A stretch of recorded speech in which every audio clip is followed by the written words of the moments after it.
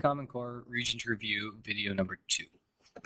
So in this video, we're going to try 3 regions questions. The first one is going to be about dividing a line segment up proportionally, or as is normally referred to as directed line segment. So in this one here, we're going to have a line segment here, which we have as AB. So if we think about a line segment here as AB, if I want to divide this up so that it specifically has a ratio of 1 to 2. So if, let's say that this is A and this is B, I want to find a point M somewhere on this line so that I get 1 equal section on the left of M and 2 equal sections on the right of M. So if M is somewhere, let's just say somewhere about here, right? I want 1 equal piece here and I want 2 equal pieces here. So again, if I was to divide this, I'm going to have 1, and then let's just say like that would be 2 equal pieces. So that's a grand total of 1, 2, 3 sections over altogether. So if that's the case, then I'm dealing with a spot where I'm now dealing with that this one here is this point M is 1/3 of the way down the line segment.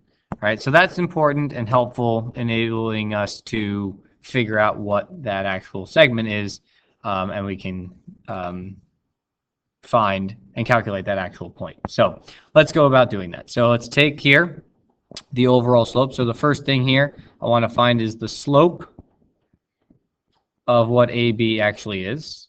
So if I calculate that, again, that's slope formula, y2 minus y1 over x2 minus x1. All right, and that's going to be equal to, in this case, 9 minus -3 over 8 minus -1. So if I simplify that, that would just be plus 3. So that's 12 over 8 minus some -1 is just plus 1. So that's 12 over 9. Now I do not want to go about here and actually simplify this expression. I want that slope to remain the overall slope because I want to proportionally figure out how much each of these things are changing. So remember, the slope is your change in y over your change in x, right? So if I'm dealing with that change, I want to figure out the proportional change of each of those things. So I always like to do the x first. So let's take here, let's take the delta x part, right? So if I take that number, which is 9, and I multiply it by what we already talked about, the fractional amount that I'd be traveling, would be 1/3. So that means I'm going to get an overall change here of 9 times 1/3 is just 3. And then I'm going to do the same thing for my y. So my change in y's was 12. And I'm going to multiply that by 1/3 so that I get an answer of 4 for that. So I've got an x change of 3 and a y change of 4 proportionally. So now going from A, if I was to go essentially 3 over and up 4, right? So if I add that to whatever the A coordinate was, which was -1, -3, if I add the 3 and I add the 4 to that coordinate, I now will find out that M is in fact 2, 1, which in this case was choice A. So that's our directed line segment and being able to divide a line segment up proportionally. Again, things to do here is, again, the slope, when you calculate it, you do not simplify it. I know it's something that we always do simplify, but not in this case. And I want to multiply by the fractional amount. So I got to take that ratio, whatever it is, and figure out the total number of segments. So if I have 1 and 2, that's 3 segments in total. So I've traveled 1/3 of the way along AB. Example 2. What is the equation or circle whose center is 1, 4, and the diameter is 10?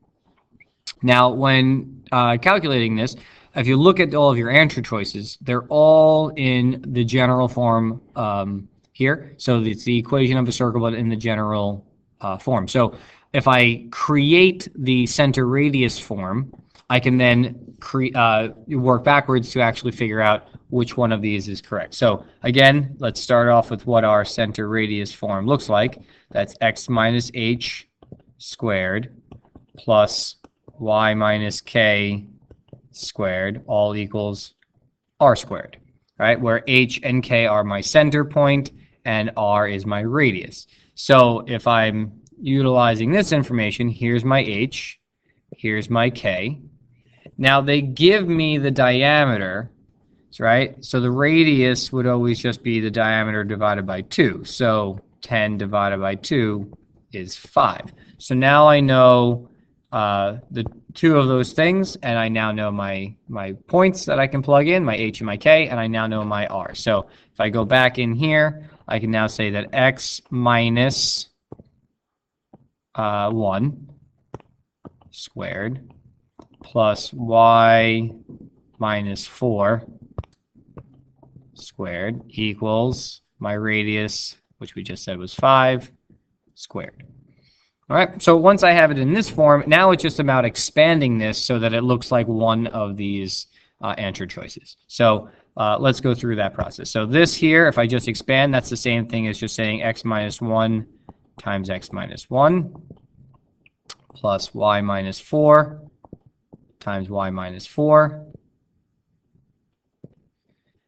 equals 25. 5 squared is just 25. So when you're doing this, again, if you get stuck, there's nothing wrong with just taking the extra time here and just foiling. So I got firsts, outers, inners, lasts, right? And then combine like terms. So I get x squared minus 2x plus 1. But if you notice, or if you can recognize that, well, if these two terms are the same, that means you get a perfect square trinomial. So I can kind of skip the whole FOIL process if you can recognize that those two in the middle are always going to be the same, and I just add them together.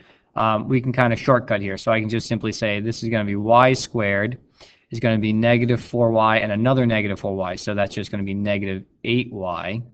And then the last would be positive 16 for this one. So again, if you don't feel comfortable with that, by all means, just simply FOIL it and then simplify the expression altogether. All right, still all equaling 25.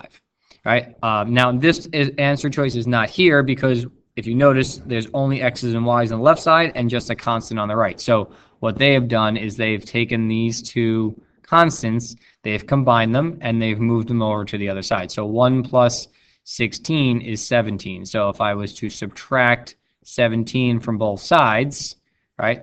1 from here, 16 from there, right? These will cancel. I'll be left with just x squared minus 2x plus y squared minus 8y all equals, and I can subtract those numbers to get me an 8, and that's going to give me choice A here. So again, keys to this is to start off with the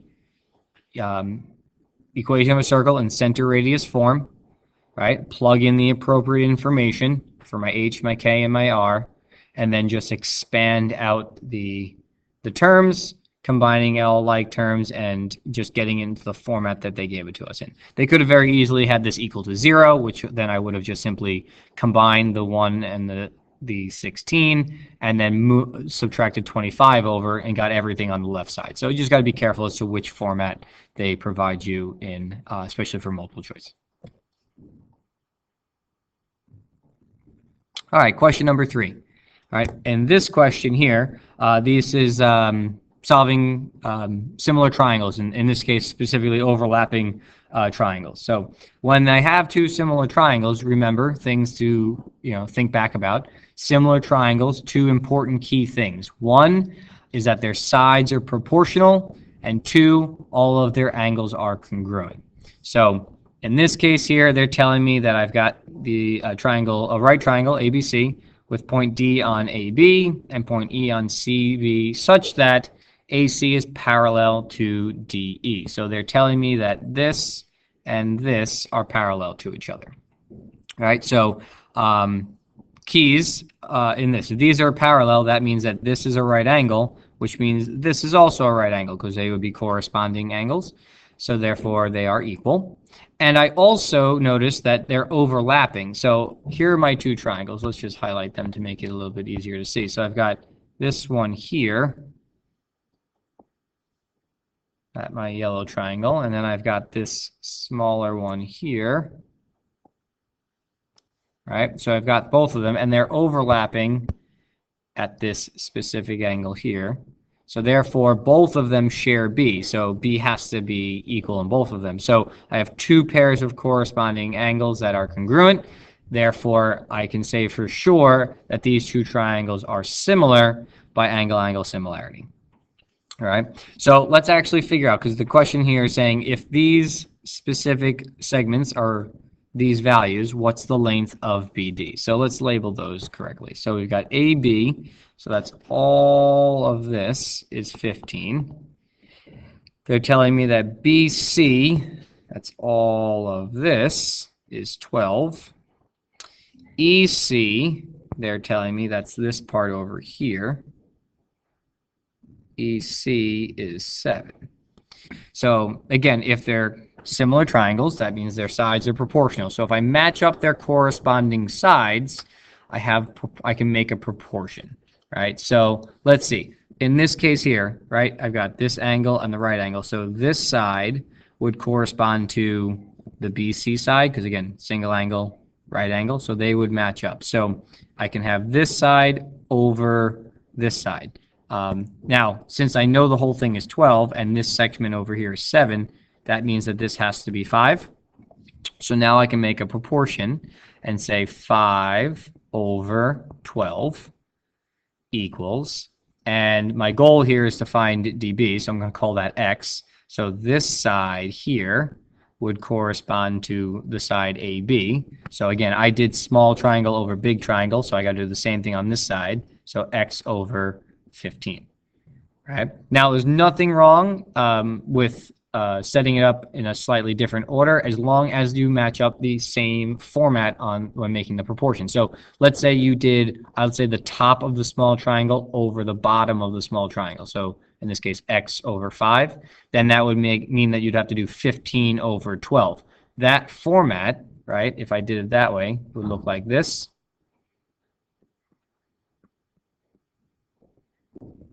All right, if you look and notice that their cross products are going to be the same thing. I'm going to have 12 times 5, 12 times x, and I'm going to have 5 times 15 in both cases. So it doesn't matter, as long as the format's the same when on both sides when setting it up, you're okay. So let's actually cross multiply right now. So if I do 12 times x, I get 12x. If I do 5 times 15, I get 75. If I now solve that, I divide both sides by 12, so x is going to be 6.25. You want to make sure you go back and check that you've answered the question. Right? So in this example, they asked me for, again, what dB was. dB is what I called x, so that means BD is, in fact, 6.25. Right? So in this example, that's a multiple choice question, so I can see that B is the answer choice of 6.25. So again, this is another example of just how similar triangles can be utilized, and how their importance, the fact that they are proportional in their side lengths and that their angle measures are all congruent, can be utilized in here. So take some time to do these on your own, and enjoy the rest of the day.